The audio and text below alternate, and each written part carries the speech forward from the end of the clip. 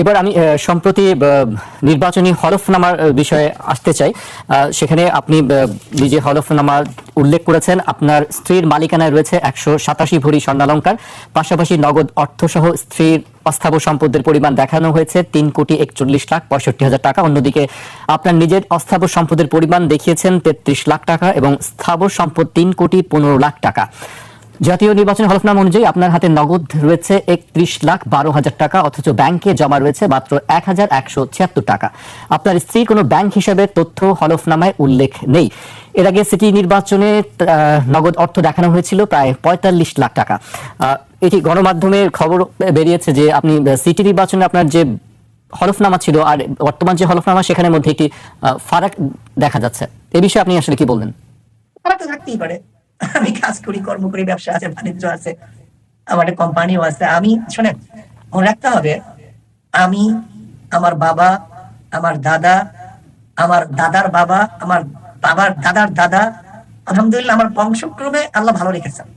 বংশক্রমে এমন না যে আমার বাবার থেকে বা আমার দাদার থেকে বা আমার থেকে, আল্লাহ প্রথম থেকে ভালো রেখেছেন। আর দ্বিতীয় কথা হলো, স্ত্রীকে যদি কেউ গিফট করে, সেটা আমি কিভাবে বলবো যে গিফট করবেন না?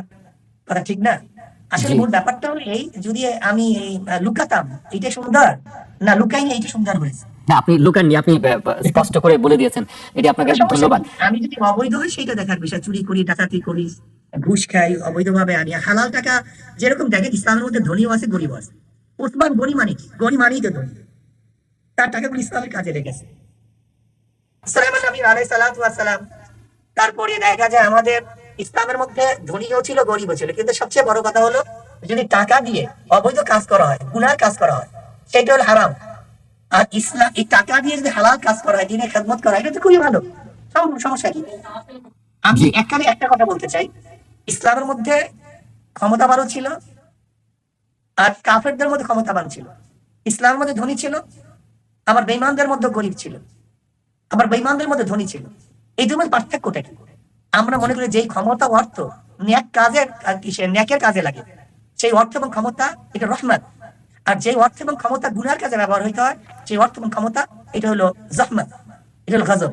এটি হলো মূল পার্থক্য।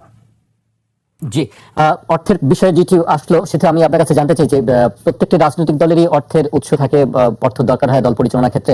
ইসলামী আন্দোলন বাংলাদেশের অর্থের উৎস আসলে কোথায়? জনগণ এটা পে করে। সাধারণত জনগণ নিজের ইচ্ছায়, নিজের আগ্রহে এটাকে নিজের কাজই মনে করে। যেমন আমারও যেটা কাজ, আমাদের সদস্য তারা একই কাজ মনে করে। আমরা সবসময় মাসিক জ্ঞানত দেই, সবসময় দান খয়রাত করি আমাদের সংগঠনে। ঠিক আমাদের প্রত্যেকটা সদস্য মুহিদ্দিনরাও আমাদের সংগঠনে তাদের সংগঠন মনে করি, যেমন এটা আমার মনে করি, প্রত্যেকটা সদস্য একই মনে করে, এমন কোনো পার্থক্য নেই। এইভাবে চলে। জি, আমি একেবারে শেষ পর্যায়ে চলে এসেছি। আপনার কাছে জানতে চাই যে আগামীর বাংলাদেশকে আসলে